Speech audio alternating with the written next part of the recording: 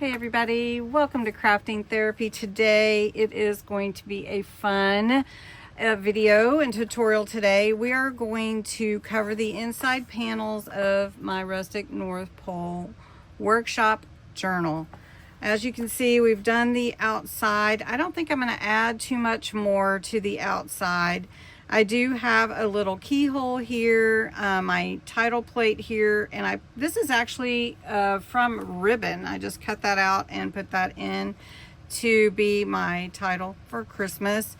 And then some ornaments. These are wooden ornaments, painted those, put a little glitter paste on them with a stencil and some gilding wax and glued those onto the front. And then I have a ring fastener here for my tassel and dangle. So what we're going to do first is we are going to take our pages, and I decided to do this one so that it kind of mirrors the other one, and we're going to cover the pages.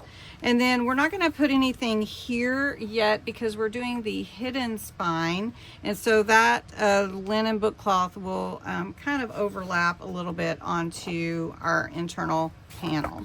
So the first thing I'm going to do is cut my page in half so that it will make it 5.5 by 8.5. I've cut these in half. I'm not going to do a lot of embellishment before gluing them in, so we're going to go ahead and just glue them into the panel.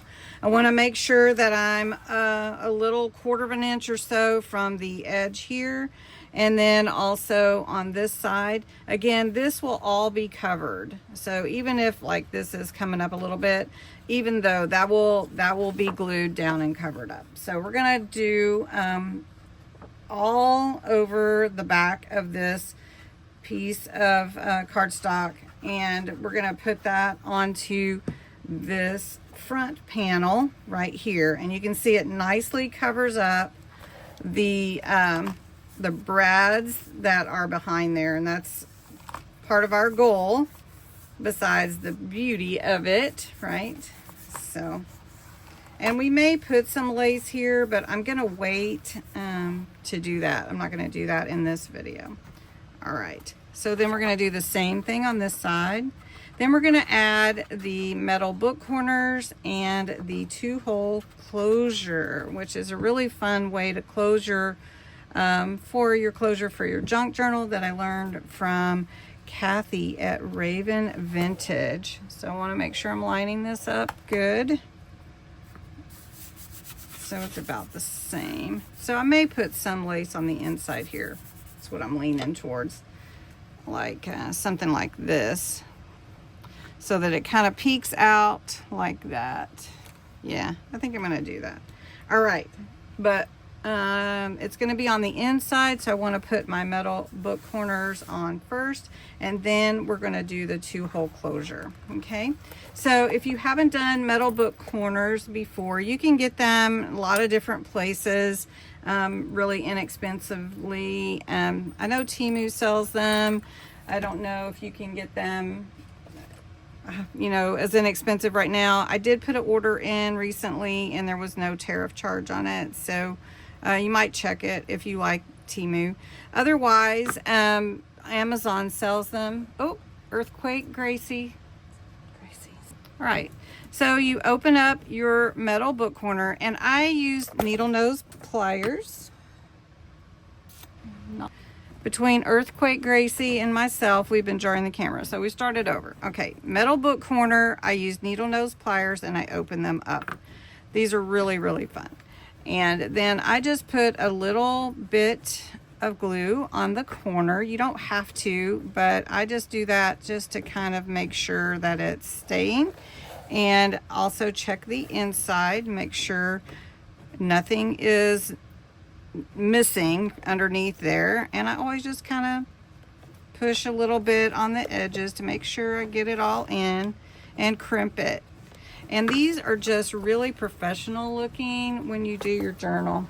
All right, so I'm going to do that to all 4. If you have any questions about metal book corners, let me know. All right, then we have our 4 metal book corners on. I am going to go ahead and add that lace, but first I want to show you the 2-hole closure.